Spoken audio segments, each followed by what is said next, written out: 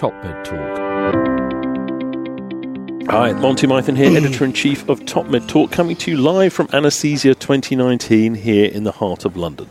We're near at the etc., the ETC venue, which is very near St Paul's Cathedral and also overlooking the Museum of London.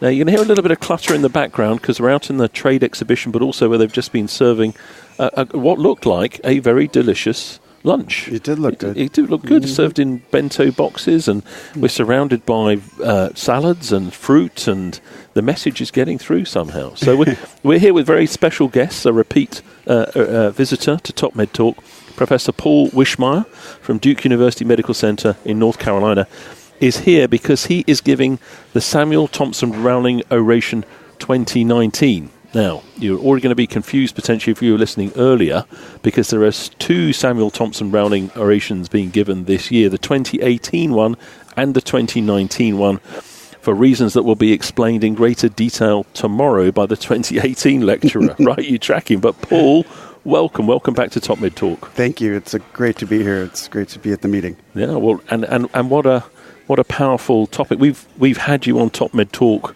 before talking about this area. Yeah. We've recorded one of your lectures and have it available in Top Med Talk about what patients need their doctors to know, keeping the care in healthcare. Yes. It's very, very powerful stuff, and you're going to go through that again, which I know is emotionally always takes a toll on you, I believe, when you do it. You know, it's a passion of mine to try to convey the patient experience, to remind us all perhaps why we went into medicine in the first place, that caring for the patient maybe should be always foremost, and I think it's very easy to let it escape. But it is, I think I really try to convey what my experiences have been as a patient and things that even up until just a few weeks or months ago when I was a patient once again, and it happens often, I still feel like all of us could do better when we care for people, and I hope perhaps conveying it and putting it out in front for all to see those experiences, it reminds us all to keep the patient as a person and as a human and as someone that might be one of us or one of you someday, foremost in our mind when we provide care to them. So if folks listening haven't heard Paul's lectures or talks or discussions on Top Med Talk before, there have been some of our most, if not our most popular podcasts that we put out. If you put Wischmeyer, and if you look into topmedtalk.com, well, you found us somehow anyway, but look in the show notes, look at the spelling of his name, put it in our search engine, and you'll get a really great collection of brief and longer interviews and a lecture. And most of it stems off, Paul, just briefly, your own experiences. You've been a patient, been a doctor a long time, but you've been a patient for a longer time.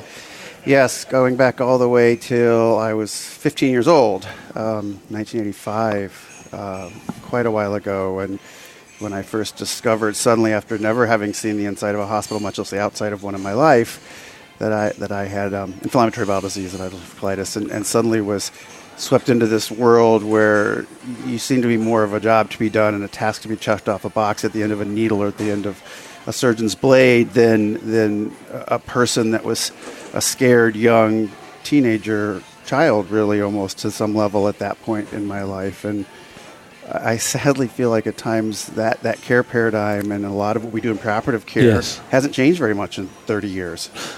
So we at the SCA, we recorded at least two interviews about burnout, which I hadn't really focused enough on before. When I heard people talk about burnout, I was kind of thinking about people who wimp out a bit too easily. I've been completely re-educated now about what it is and how it manifests itself, and I've reflected on quite a lot on that in the last 48 hours. Do you think there's a possibility, because everyone who goes into medicine, not everyone, the vast majority of people who go into medicine, they are very, very caring people, usually. That's kind of like... I'd like to believe so. Top of the list when you're trying to vet out medical students, nursing students, whatever it is you're looking for people who care, who have empathy, and you kind of get the impression that when we start in training, we've all got it.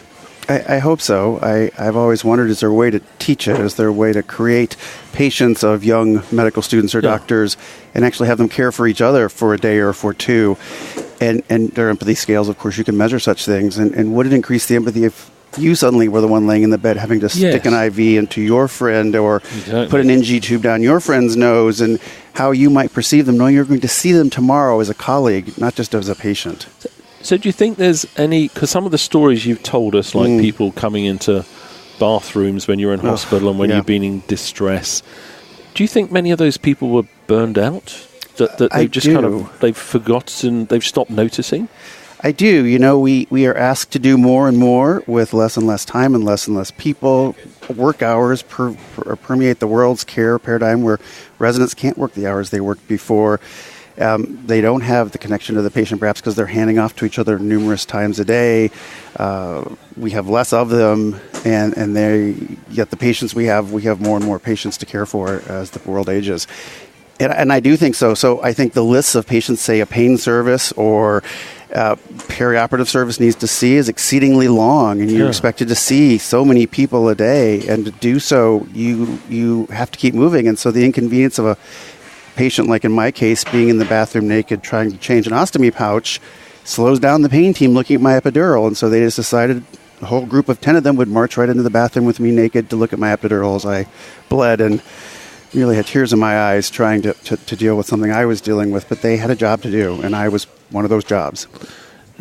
Now, in reflecting on all of this, part of what we were talking about was, let's call it the curse of the electronic health record and emails and communication.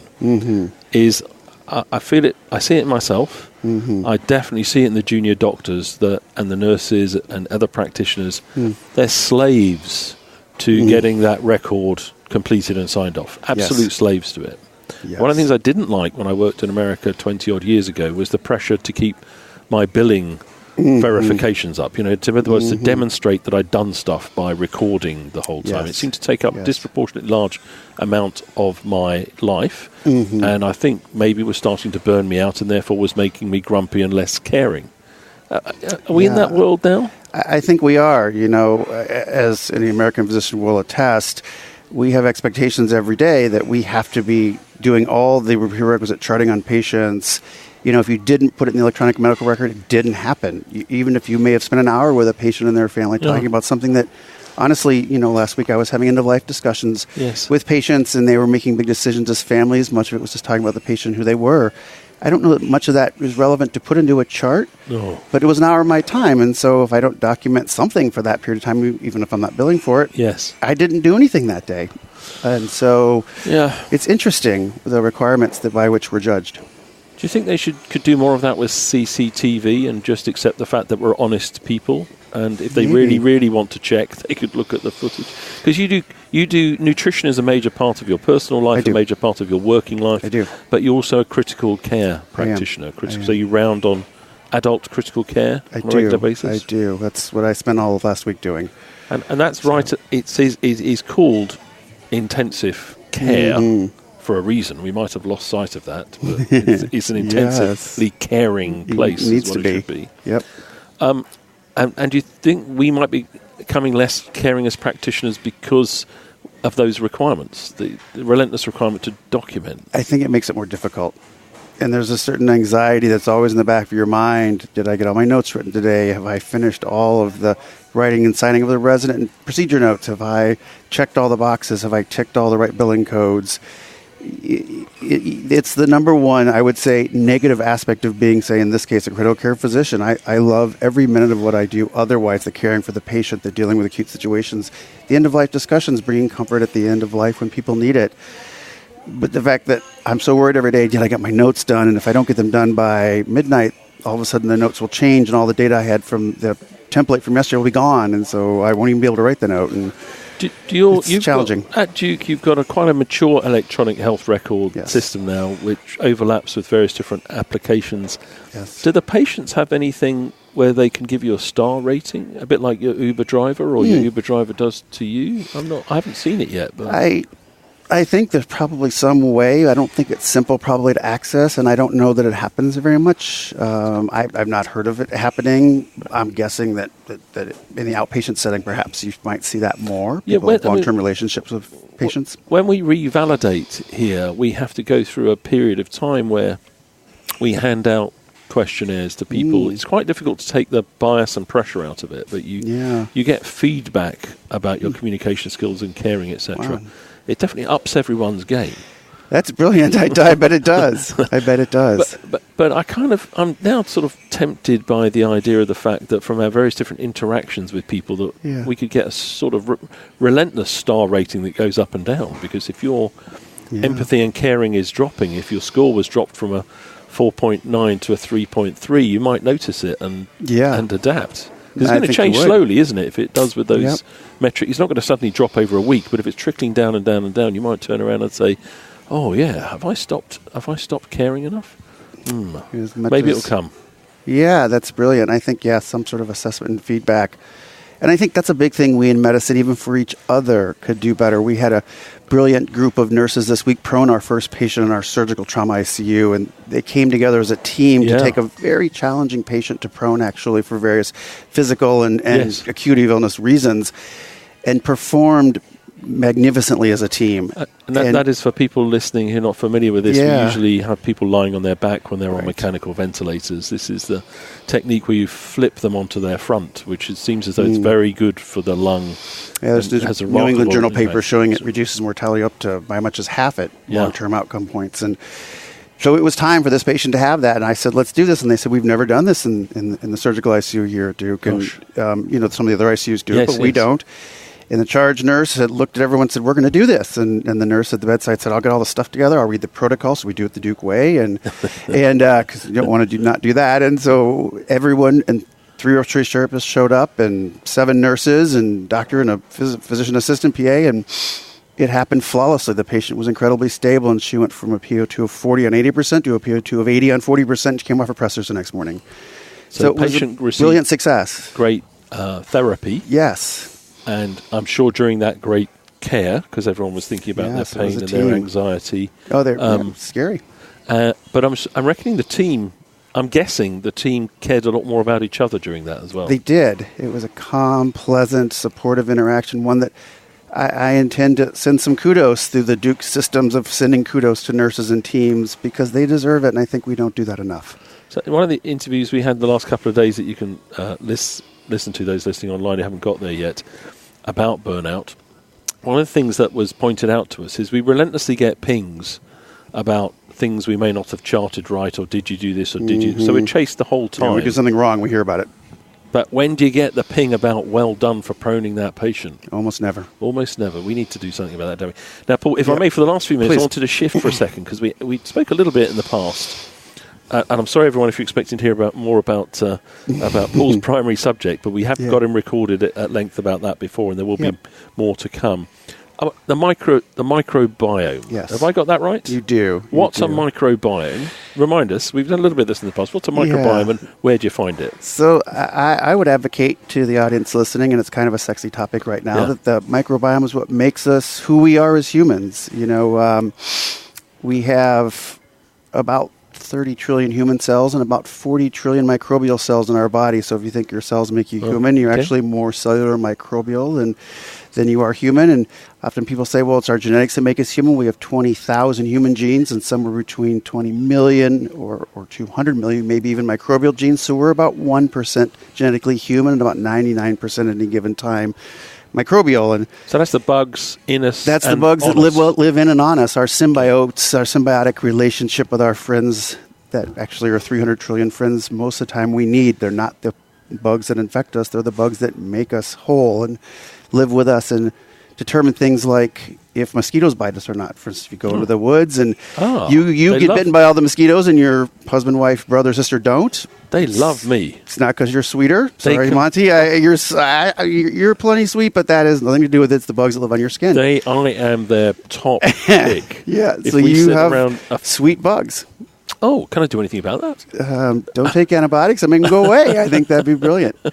Wow. So, and you can you can mess in a bad way with the microbiome on a regular basis, but you can mess with it in a good way as well. And is it just food and drugs, or is it also how you feel, what you do, how you exercise, how you sleep? Absolutely. It's amazing. Just like you would imagine, our physiology is affected by all those things: sleep, eating, illness. Our microbes are as well, and dramatically so. And of course, some of the biggest perturbations we have as humans are the antibiotics that unfortunately we receive all too often as children. We know that children exposed to antibiotics in the first 6 months to 2 years of life have more obesity. They have more autoimmune disease. They have more asthma. They have more other complicating chronic diseases that we're discovering have as much to do with the microbiome as it does to do with our genetics. And in fact, when we're born, our stool resembles our mom's vaginal secretions until 2 years or 3 years of life. But if we're by C-section, it resembles mom's skin in our stool, which is not the way we're meant to immune tolerize. And so actually, C-section children have more obesity, autoimmunity, and other chronic illnesses than children born by vaginal deliveries for millions of years. We did. In fact, Rob Knight, who's a microbiome master of the world in many ways, he helped do the American Gut Project. What's the name again? Rob Knight. He's a physician at UC San Diego. He was at the University of Colorado with me before I came to Duke. When his child was born by C-section, he kicked everyone out of the delivery room and smeared mom's vaginal secretions all over the baby, which I would encourage everyone listening to do too. It's probably the only thing they'll remember I said. But it, in and of itself, may change the future of your child, that simple act. Oh, wow. And that's scientifically acknowledged, recognized. Yes. They've charted the microbiome of children. They're strange people that swab their children every day, including their stool. Yes. And that chart out what happens to the microbiome of children born by C-section, children born by vaginal delivery, and how the microbiome looks. And there's clearly outcome studies that look at the outcomes of these children as well. And now I presume breastfeeding's in there as well? Because there's that skin contact as well as... Sure. Whatever's in the breast milk itself, probably. The data I've not seen is as rich as it is for the C-section versus vaginal delivery, but I'm sure that data is coming. Those are the kinds of studies ongoing now. And reaching for antibiotics too readily when the child has what may or may not be and usually isn't a bacterial flu or cough or whatever it is. That's one of the enemies. And I think we're all trying to get better at that antibiotic stewardship, but we all still have this feeling that, it's after 5 days, it's still going, let's go get some antibiotics. Our general practitioners here are very hard to get them out of, which is good, I think. Yeah, the world is changing. The world is changing. They are much, much harder to talk into. They want evidence of the fact that it's bacterial, which is good. Yeah, which is brilliant. There's the other way, then, if you have received antibiotics or if you want to manipulate the microbiome for good, there actually was just a publication that came out today in one of the journals that looked at 2,300 studies of probiotics. There are definitely populations where it helps. There was a JAMA publication showing taking probiotics after an antibiotic course. The meta-analysis was of 60,000 patients, reduced antibiotic-associated diarrhea 60%. Right.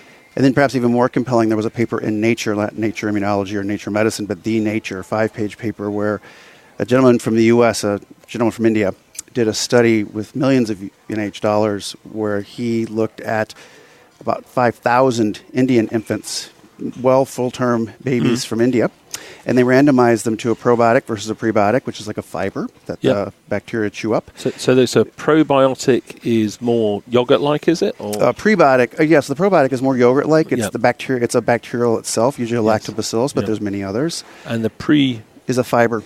Okay. Is the fiber that is often, you see in the fibers that we're asked to eat that support our guts. And so they randomized these newborns, these full-term newborns to this, and they found that the newborns that got the prebiotic-probiotic combination had much less respiratory infection, much less sepsis, and all of the infectious outcomes, which were their primary endpoint, were improved dramatically. And so there was this massive effect in a very well done, very large randomized controlled trial. And looking at a population that doesn't really get many antibiotics relative to a Western population or an English population or a U.S. population.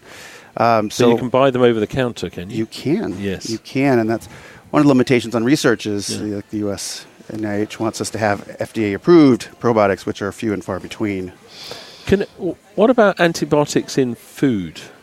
Sure, it's a challenge.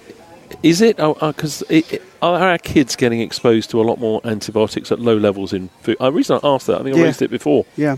One of my children who probably, it turned out it was confirmed that they had glandular fever. They had, they ate chicken when we were in America, and they came out in a rash. Oh, wow.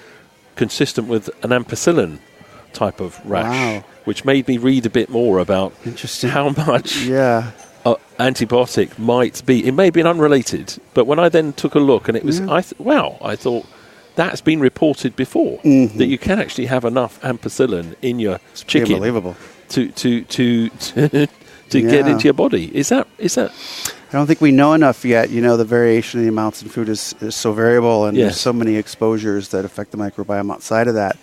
But there are large populations now of microbiome collections that exist around the world, including the U.S., where those kinds of questions may be able to be answered someday. Because I think antibiotics are given quite liberally to animals that end up on our food chain. In fact, that's a very big selling point: is antibiotic-free meat, antibiotic-free milk, and in the U.S. that's a very popular buzzword in stores. Antibiotic-free and chlorine-free. We go with this. Probably. We have never talked about chlorine in chickens before in the United Kingdom.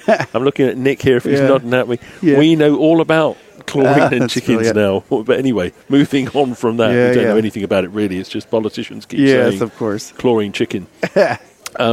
Paul, thank you very much indeed for your time. Anything last things you'd like to share with us? We look forward to talking to you again soon. Good luck with the lecture. I know it'll be fantastic, but I know it's also emotional for you. Yeah, I guess just keep putting patients first. Yep. Think of that person laying there as your mother, your child, your loved one, and treat them as such. And I think it will make patient care and the patient experience better for everyone, and make us all better physicians and caregivers. And communicate. Remember to tell them what you're doing. Be honest with them. Yeah.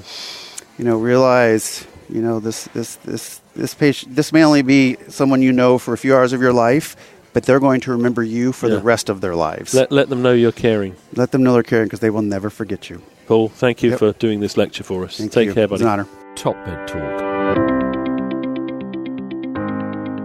Nick Majerison here. Thanks for listening to Top Med Talk.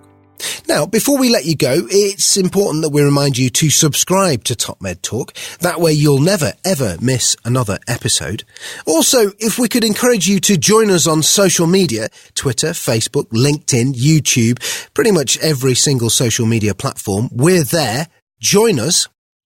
And finally, check out topmedtalk.com. If you go to our website, you can subscribe to email updates. That way we can always tell you where we're going to be, what we're going to be doing, and how you can join us. topmedtalk.com, and click on the section marked email updates. Finally, Top Med Talk is proud to act as the broadcasting arm of EBPOM, Evidence-Based Perioperative Medicine. We'd love you to find out more about them as well. ebpom.org is their website. That's ebpom.org. And if you go to ebpom.org/meetings, you can find out about some of the wonderful meetings that we attend and cover across the year here on Top Med Talk. That's ebpom.org/meetings.